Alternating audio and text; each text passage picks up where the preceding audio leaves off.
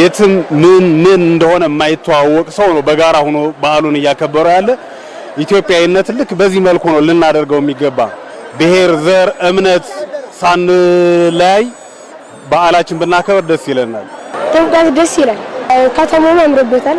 በዛውም እኛም ያንን እያየን እየተዝናናን ነው ያለን። በጣም ነው የሚያምረው። ዘንድሮ በጣም ይለያል። ጎንደር ከተማዋም በጣም አምሮባታል። አሸብርቃ ነው የምትገኘው።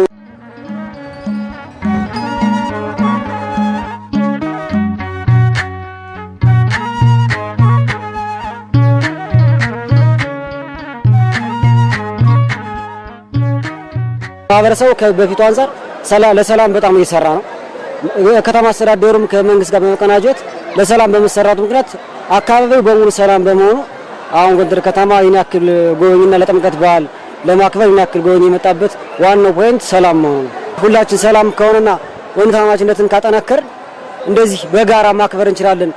ወደ ጎንደር ከተማ የተለያዩ ቱሪስቶችና አርቲስቶች መጡ ማለት ለይች ቱሪስቱ በጣም ብዙ ነው። የተለያዩ ጎብኚዎች ሲመጡ የተለያዩ ዶራዎች ይመጣሉ። ከተማው ያድጋል፣ ሆቴሎች ያድጋሉ። ጥቅሙ የጋራ ነውና ሰላም ሲሆን ሁሉም ነገር የተሳካራል ገሰዋል። የተለያዩ የቅርስ እንትኖች ጥገና ተደርጎላቸዋል አሁን ባለው ሁኔታ። እሱ ደግሞ ያው ሳቢና ማራኪ አድርጎታል። ህዝቡም እንደዚህ በደንብ እንዲጎበኘውም እየተደረገ ነው ያለው። መንገዶች በደንብ ሰፍተዋል። ያላቸው ይዞታቸውን በደንብ አሪፍ ነው። ህዝቡ እንደፈለገ እንዲንቀሳቀስ አድርጓል። የትራፊክ ፍሰቱም ደግሞ እንደፈለገ ነው አሁን የሚንቀሳቀሰው። ያለው ሁኔታ ደስ የሚል ነገር ነው ያለው።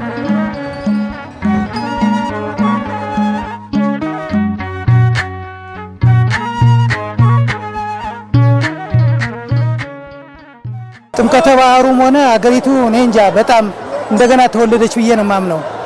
ውበቷም በጣም ያማረ ነው፣ ልማቷም በጣም ያማረ ነው። በጣም ደስ ይላል። ደስ ይላል። በጣም ያምራል። ቆንጆ ነው። በጣም ታውባለች ጎንደር። ደስ ይላል። ዶሮለ በጣም አሪፍ ነው። ብዙ ሰው መጣ።